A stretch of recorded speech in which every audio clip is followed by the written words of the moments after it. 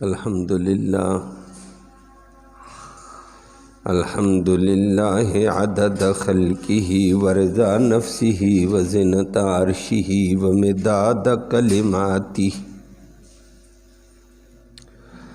والصلاة والسلام علی صفوۃ رسلہ وخیر خلقہ محمد وآلہ وصحبہ اما بعد فاعوذ باللہ من الشیطان الرجیم بسم اللہ الرحمن الرحیم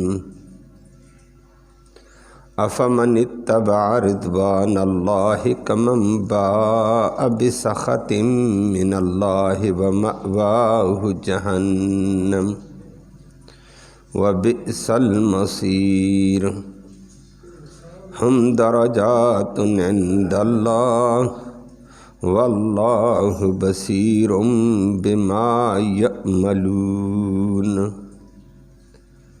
صدق اللہ العلی العظیم وبلغنا رسولہ النبی الامی الکریم۔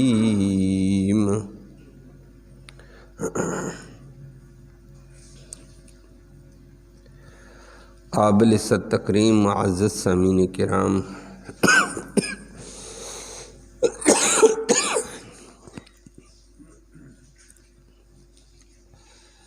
آیت کریمہ میں اللہ رب العالمین نے دو گروپ،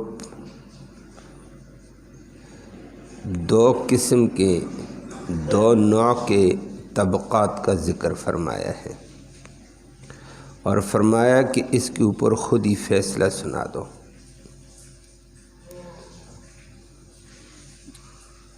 ایک فرمایا افمن، کیا وہ طبقہ اتبع رضوان اللہ جو اللہ کی رضا کے در پہ رہتا ہے، کہ وہ طبقہ جو 24 گھنٹے کی زندگی میں یہ سوچ کر چلتا ہے کہ میرے رب کی رضا کس میں نے وہ کام کرنا ہے، صبح ہے یا شام، رات ہے یا دن، یہ اللہ کی رضا کے تابع چلتا ہے۔ جو اس کو پتہ ہے وہ بھی کوشش کرتا ہے کہ یہ مجھے پتہ رب ان کاموں پہ راضی، میں نے یہ کرنا ہے۔ بندے راضی ہیں یا نہیں اس کی پرواہ نہیں، میرا نفس راضی ہے یا نہیں اس کی پرواہ نہیں، میری چاہت یہ ہے اس کا اعتبار نہیں ہے۔ یہ اپنے نفس کو دبا کر، اپنی چاہت کو دبا کر کہتا ہے رب اس پہ راضی، میں نے یہی کام کرنا ہے۔ لوگ برا کہیں گے، رشتہ دار برا کہیں گے، دوست کہیں گے یہ کیا ہے، کہ چھوڑ ان کاموں کو، کہتا ہے سارے برا کہیں رب اس کام پہ راضی، یہ رب کا حکم ہے، میں نے یہی کرنا ہے۔ تو یہ رب کی رضا کے تابع چلنے والا طبقہ نہ اپنی رضا پہ چلتا ہے، مرضی پہ، نہ اپنی چاہت پہ چلتا ہے، نہ عوام، رشتہ دار، بلادری، دوستوں کی چاہت پہ چلتا ہے، نہ شیطان کی چاہت پہ۔ اس نے یہ معمول زندگی بنا لیا، میں نے اللہ کی رضا کے تابع چلنا ہے، میرا رب راضی ہے، میں راضی ہوں۔ رب کہتا ہے نماز پڑھ، یہ نماز پڑھتا ہے۔ صبح صادق ہوئی ہے، رب نے کہا کھانا پینا بند کر، جی بند کر دیتے ہیں، یہ رب کی رضا ہوئی۔ صبح صادق کے بعد اللہ نے کہہ دیا 2 رکعت سنت پڑھنا، نفل نہ پڑھنا، ٹھیک ہے رب تو راضی، ہم راضی ہیں، ہم 2 ہی سنت پڑھتے ہیں۔ اب بندے کو شیطان بھی کہتا ہے اور علم کے بغیر ہو تو نفس بھی کہتا ہے ٹائم ہے جی، جلدی ہو گئی، پھر رمضان بھی ہے، 1 2 نفل 4 نفل 6 نفل 10 نفل پڑھ لوں، لیکن ہمارے نفس کی چاہت کا اعتبار نہیں ہے۔ نفس غلطی کر سکتا ہے، اللہ کا حکم، اللہ کی رضا کس میں ہے؟ تو اللہ کی رضا پہ صبح صادق کے ساتھ کھانا پینا بند، ہاتھ کے اندر پکڑی ہوئی چائے رکھ دی، رب کہتا ہے میری رضا پہ چلتا ہے۔ 2 سنتیں پڑھی ہیں، بس ختم، میرا رب کا یہی حکم ہے۔ ابھی 2 فرض پڑھیں گے، کب تک جی؟ سورج طلوع ہونے تک، فرمائے بس یہی 4 رکعتیں، اس کے علاوہ کوئی نہیں ہے۔ رب تو راضی ہے تو ہم راضی ہیں، اس نے یہی حکم دیا۔ اب یہ شیطان کے بہکاوے میں آ کر مزید نفلوں میں جائے گا تو رب کی رضا نہیں ہے، ناراضگی ہے۔ دین کے راستہ جو اپنی طرف سے دین اپنائے گا وہ بھی رب کی ناراضگی ہے۔ دین نام ہے اللہ کے حکم محمد کریم صلی اللہ علیہ وسلم کی پیروکاری کا، اتباع کا۔ اور ہاں البتہ اس میں یہ کہہ دیا ذکر کر، قرآن پڑھ، سب سے بڑا نفلوں سے بھی زیادہ ثواب اللہ نے قرآن میں رکھا، فرمایا پڑھو۔ اور ایک لفظی قرآن پڑھنا، پھر ایک قرآن کو سمجھنا۔ اللہ اکبر۔ وہ ابو ذر غفاری رضی اللہ تعالی عنہ کی حدیث میں نبی کریم صلی اللہ علیہ وسلم نے وضاحت فرمائی۔ ابو ذر غفاری رضی اللہ تعالی عنہ دور سے چل کر نبی کریم صلی اللہ علیہ وسلم کی کلاس میں پہنچ جاتے تھے۔ بس 2 سنتیں پڑھی، دوڑے ہوئے آ رہے ہیں کہ آگے کلاس ہو رہی ہے، میں نے قرآن سیکھنا، حدیث سیکھنی ہے، وحی آئی ہوئی سیکھنی ہے۔ نبی کریم صلی اللہ علیہ وسلم نے اس وقت فرمایا یا بدر ان تغدو، صبح اٹھ، صبح کر، فتعلم آیۃ من آیات اللہ، قرآن کی ایک آیت پڑھنا سیکھ، ایک آیت کو سمجھنا سیکھ، ایک آیت ہی سمجھ لو۔ فرمایا یہ ایک آیت کا سمجھنا خیر لک من 100 رکعۃ، 100 رکعت نفلوں سے افضل ہے۔ اللہ نے قرآن میں کتنی بڑی خیر رکھی ہے۔ کیوں؟ یہی قرآن تو اللہ کا حکم بتائے گا، اللہ کی رضا بتائے گا، دین کا اصل بات بتاتی ہے۔ اسی کی اتباع میں تو رب کی رضا ہے، یہ رب کی رضا کے تابع چلاتا ہے۔ تو قرآن وہ عظیم دولت ہے۔ اب صبح صادق کے بعد نفل بند کر دیے، فرمایا قرآن سنو، قرآن پڑھو، ثواب کتنا؟ 100 رکعتوں سے بھی زیادہ ثواب ہے۔ کتنی اللہ نے خیر کے فیصلے کیے ہیں۔ اور خوش نصیب ہوتے ہیں وہ لوگ جو کہتے ہیں چلو جی سحری بند، جلدی مسجد میں پہنچ جاتے ہیں۔ اللہ ہم سب کو اس سعادت کو حاصل کرنے کی توفیق نصیب فرمائے۔ تو بعض ایسے بھی ہوتے ہیں بڑے آرام سے آ گئے، چلو جی جماعت کے ٹائم پر پہنچیں گے، ادھر ادھر ادھر ادھر، لیکن اتنی بڑی خیر سے محروم رہ جاتے ہیں۔ 100 رکعت نفل کی سعادت کتنی بڑی سعادت ہے۔ اور پھر اسی حدیث کے دوسرے ٹکڑے میں نبی کریم صلی اللہ علیہ وسلم نے فرمایا یا ابا ذر ان تغدو، ابو ذر تو صبح کر، فتعلم آیۃ من آیات اللہ تعمل علی او لم تعمل، کہ ابو ذر قرآن کی ایسی آیت تو سیکھ صبح کر کے جس پر تیرا عمل نہیں ہے۔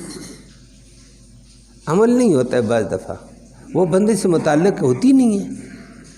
مثال کے طور پر خود ابو ذر کا یہی حال تھا، آیا زکوٰۃ والی آیت سنی، زکوٰۃ کی تفصیل سن لی ہے، تو ابو ذر غفاری پر تو زکوٰۃ نہیں ہے، وہ تو درویش آدمی، اس کے پاس تو ایک ٹائم کا کھانا دوسرے کا ٹائم کا کھانا بھی نہیں چھوڑتا، صدقہ کر دیتا تھا۔ ایسے بندے پر زکوٰۃ کہاں ہے؟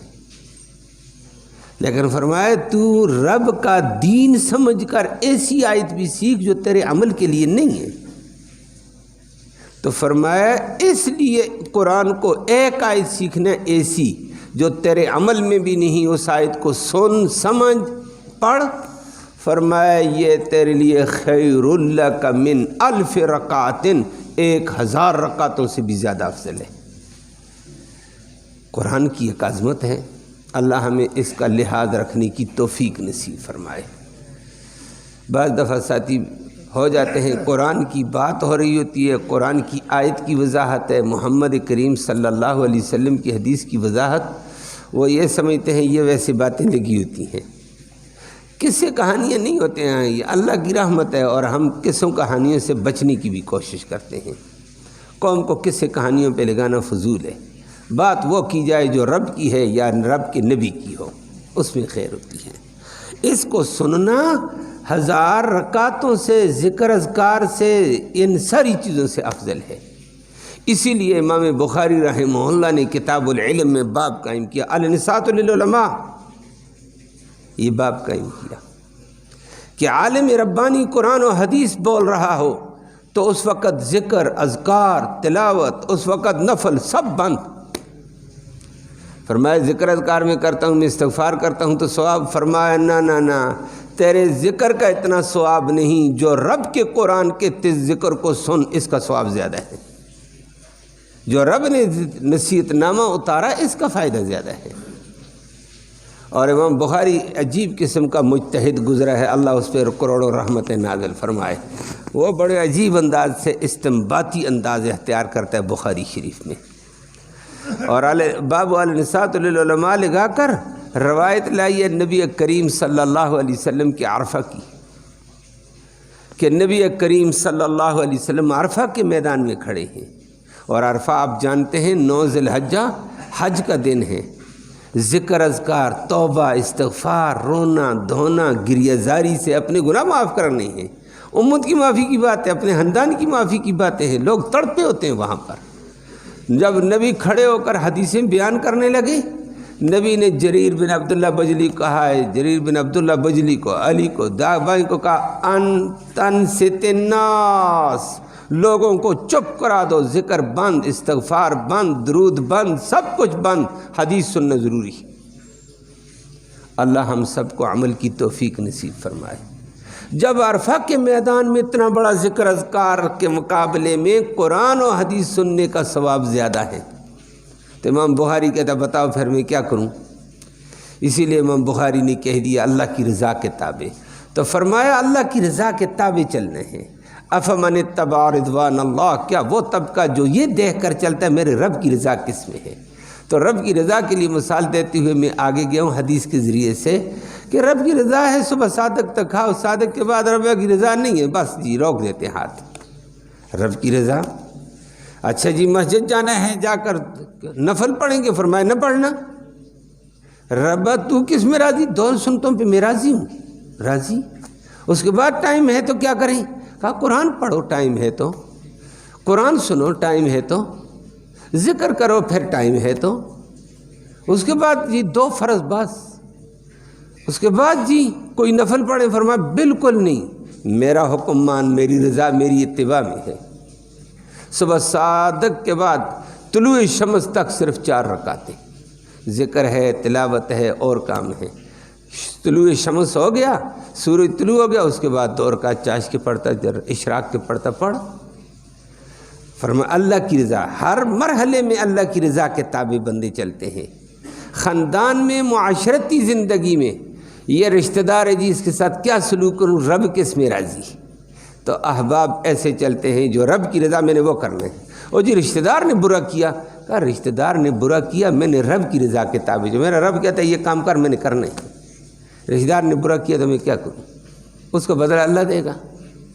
تو فرمایا ایک طبقہ ایسا جو رب کی رضا کے تابع چلنے کی کوشش کرتا ہے، اور دوسرا فرمایا خود ہی بتاؤ، ایک رب کی رضا کے تابع چلتا ہے، دوسرا کمن باء بسخط من اللہ، دوسرا اللہ کی ناراضگی لے کر پلٹتا رہتا ہے۔ ہر جگہ اللہ کے حکم کو توڑا، اللہ کی ناراضگی، ہر جگہ شریعت کو توڑا، اللہ کی ناراضگی، ہر جگہ اپنی مرضی کی، اللہ کی مرضی چھوڑی، ناراضگی، ہر جگہ اپنی چاہت کا اعتبار کی، اللہ کی چاہت چھوڑی، ناراضگی، ہر جگہ قرآن و حدیث کا حکم چھوڑا، رسم رواج کر کے آ گیا، اور اللہ کی ناراضگی۔ فرمایا بتاؤ جو رب کی رضا کے تابع زندگی گزارتا ہے، رب کی چاہت کے مطابق زندگی گزارتا، وہ جو رب کی چاہت سے ہٹ کر اللہ کے غیظ و غضب سے واپس آتا رہتا ہے، اپنی چاہت پر، رشتہ داروں کی چاہت پر، شیطان کی چاہت کو لے لیتا ہے، رسم رواج کو لے کر آ جاتا ہے، تو فرمایا بتاؤ ان دونوں کا آپس میں کتنا بڑا فرق ہوگا۔ پھر ساتھ ہی اللہ نے فرمایا پھر جو اللہ کے غیظ و غضب کو لے کر آتا ہے، اللہ کی رضا کے تابع نہیں چلتا ہے، وَمَأْوَاهُ جہنم، اس کا ٹھکانہ جہنم ہے۔ اللہ ہم سب کو محفوظ فرمائے۔ اور وَبِئْسَ الْمَصِيرُ، اور بڑا بدترین قسم کا ٹھکانہ ہے، بڑا برا لوٹ کر آنا ہے، اللہ بچائے۔ اور اس کے مقابلے میں جو اللہ کی رضا کے تابع چلتے ہیں کہ ہر مرحلے میں یہ دیکھنا رب کس میں راضی ہے جی۔ ہم دو بھائیوں کا جھگڑا ہے، دو دوستوں کا جھگڑا ہے، دو محلوں کا جھگڑا، رب کا کیا حکم ہے جی؟ بہت سارے لوگ پوچھ کر چلتے ہیں، اور پوچھ کر چلنے میں خیر ہوتی ہے، لیکن ہم پوچھتے نہیں ہیں۔ آج تک اکا دکا کوئی ایسا ہے، عوام میں بھی ہے، بہت کم ایسا ہے جو شریعت کو پوچھ کر شریعت کے تابع کام کر لے۔ بہت سارے ہوتے ہیں شیطان کی چاہت میں آ کر، میاں بیوی کا جھگڑا ہوتا ہے، شیطان کو راضی کرنے کے لیے 1 طلاق 2 طلاق 100 طلاق، کوئی اس کو پوچھتا تک نہیں ہے۔ کوئی اکا دکا بندہ کبھی کبھی آتا ہے جی ناراضگی ہو گئی ہے، نہیں بن پاتی ہے، نہ میں مانتا ہوں نہ وہ مانتی ہے، زندگی تباہ ہے، شریعت کی بات کرو، مجھے کیا کرنا چاہیے؟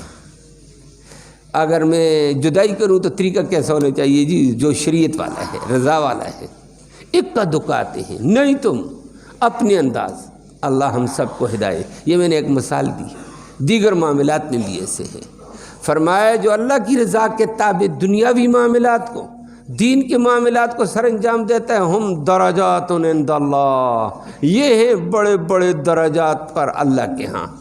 واللہ بصیر بما یعملون، ظاہری عمل میں زندگی یہ بھی گزارتا وہ بھی گزارتا، لیکن اللہ دیکھ رہا ہوتا ہے جو بندے کرتے ہیں۔ ظاہر کیا ہے باطن کیا، دیکھنے والا دیکھ رہا ہے۔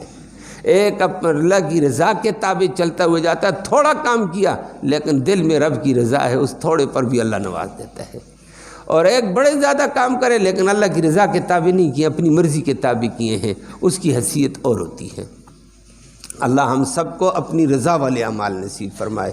اللہ کی رضا کے تابع چلتے ہوئے بندہ اپنی رضا، اپنی چاہت پیچھے کر دے، اسی وقت اللہ کی مغفرت، اللہ کی رحمت دنیا میں اور آخرت میں جنت اور اللہ کی رضا اور رضوان ملے گی، اور عظمتیں اسی کے اندر ہیں، اپنی چاہت کے اوپر نہیں ہے۔ اللہ نے دونوں طبقوں کا ذکر کر کے فرما دیا کہ ایک گروپ اللہ کی رضا کے تابع چلنے والا، دوسرا بیچارہ اللہ کی رضا سے ہٹ کر اللہ کے غضب کو لے کر چلتا ہے۔ دونوں برابر نہیں ہو سکتے۔ اللہ کے غضب والا تباہی لاتا ہے، جو اللہ کی رضا کو پس پش ڈالا، کبھی اپنی رضا، کبھی بندوں کی رضا، کبھی دوستوں کی رضا، کبھی شیطان کی رضا، کبھی رسم و رواج کی تابعداری، کبھی کس کی تابعداری۔ اللہ ہمیں ان چیزوں سے محفوظ فرما کر اپنی رضا کے تابع چلنا نصیب فرما۔